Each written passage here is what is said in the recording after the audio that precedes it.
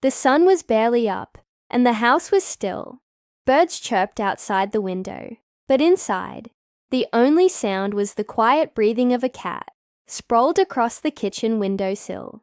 His name was Biscuit, and he was a fluffy, white and orange Maine Coon, with big feet, a bigger attitude, and an even bigger appetite for chaos. Biscuit considered himself the ruler of the household. The two humans who lived there, Jess and Marcus, were, in his mind, simply staff. They were responsible for feeding him, brushing him, and keeping his favorite pillow warm. He allowed them to cuddle him when he felt generous. Most of the time, though, he was a whirlwind of mischief and theatrical flair. This morning, however, was different. Something strange was about to happen. Jess, who had the weekend off, had decided to clean out a drawer in the kitchen and stumbled upon a small silver pouch at the back. She opened it, sniffed, and smiled. Catnip. It wasn't the store-bought kind in the usual plastic container.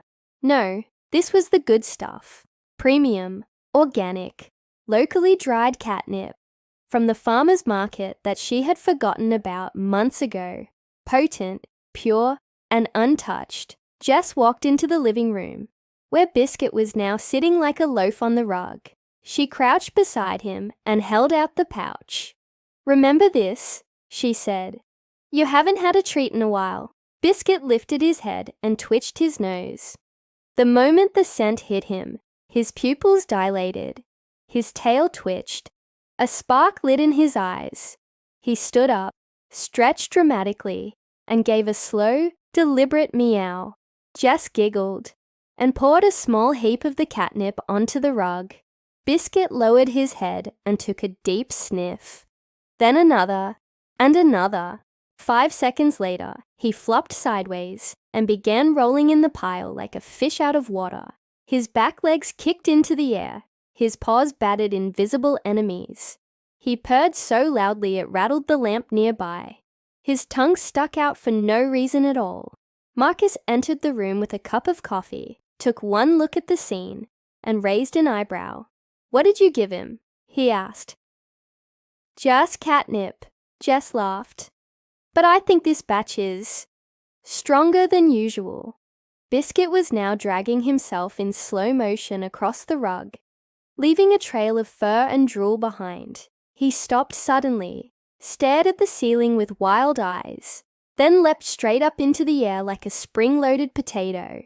He landed on the couch, stared at the wall, and began chirping at something only he could see. Jess pulled out her phone and started recording. Biscuit turned around, locked eyes with the coffee table, and sprinted toward it like it owed him money. He jumped onto it, missed entirely, and face-planted into the ottoman, where he lay for several seconds, stunned. Marcus set down his mug. "Do we need to call a vet?" "He's fine," Jess said. "This is his process." Biscuit stood up slowly, stumbled sideways, and began chasing his tail, with such enthusiasm that he spun into a bookshelf. A paperback novel fell onto his head. He stared at it as if it had spoken, then bolted behind the curtain to regroup. From behind the curtain came a series of thumps, meows, and something that sounded like interpretive dance. Then silence. Jess and Marcus looked at each other. A moment later, Biscuit emerged from behind the curtain. Very slowly, he walked in slow motion, each step exaggerated, like a dramatic actor crossing a stage. His eyes were glassy, his whiskers were twitching at different speeds. He looked like he had just returned from a deep philosophical journey.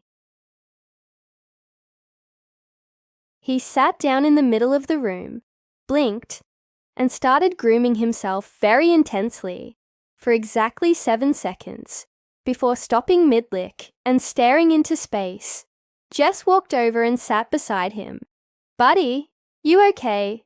Biscuit didn't respond. He tilted his head and looked past her, possibly into another dimension.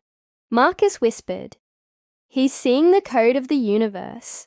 Jess waved her hand in front of Biscuit's face. "Nothing. Then suddenly, Biscuit shook himself, stood up straight, and strutted out of the room as if nothing had happened. He hopped onto the kitchen counter, knocked over a spoon, and began drinking water out of a mug that didn't belong to him. Business as usual. An hour later, he was asleep in a sunbeam, like nothing had happened. That night, when the house was quiet again, Biscuit stirred in his sleep. His paw twitched. His ears flicked. In his dream, he was flying.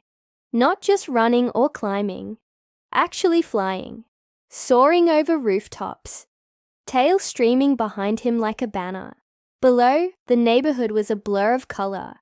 In the distance, a glowing field of catnip stretched endlessly beneath a double rainbow.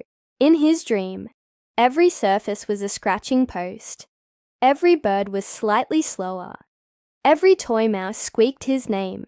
In this dream, he was more than a cat. He was a legend. He landed in a field, rolled in the catnip, and heard the voices of other cats cheering him on.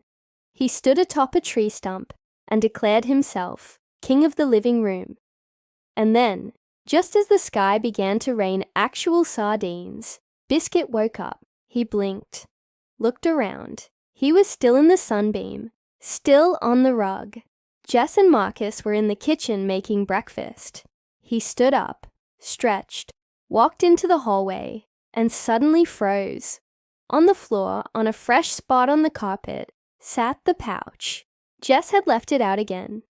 Biscuit approached it slowly. He sniffed the corner. The scent hit him once more. His pupils grew wide again. His tail twitched. Jess turned around. "Nope, no way," she said, running into the living room. She grabbed the pouch before Biscuit could dive into it. Marcus laughed. "Come on, he earned it." Jess held the pouch high above her head. "Not today. He needs at least a week to recover." Biscuit sat down and stared at her. Then at the pouch. Then back at her. He would remember this betrayal. He turned and walked away slowly, planning, waiting. That night, long after the lights were out and Jess and Marcus were asleep, Biscuit crept onto the counter, opened the drawer where the pouch had been hidden, and found it. The moment he opened it, the scent filled the kitchen like fireworks. Biscuit purred. He had returned to the field. Round 2 had begun. If you love heartwarming animal stories, don't forget to like, comment, and subscribe for more adorable adventures.